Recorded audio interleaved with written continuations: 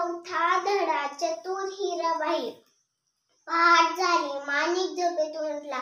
बाहेर पाहिले. 2 बैलांपैकी एकच बैल दिसला.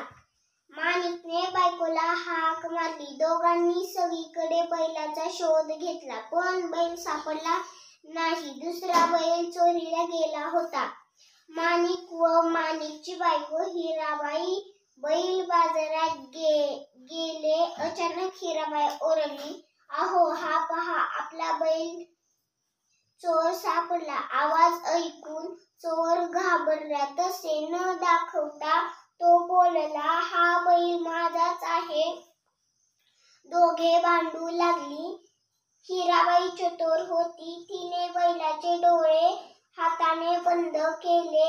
चोराला विचारले, "बैलाचा कोणता डोळा अधू आहे ते सांग."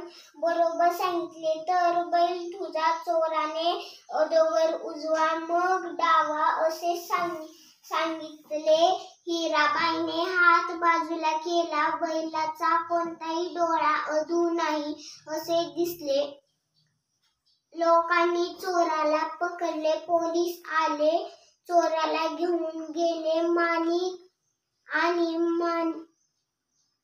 माणिक आणि हिराबाई बैल घेऊन आनंदाने घरी गेले.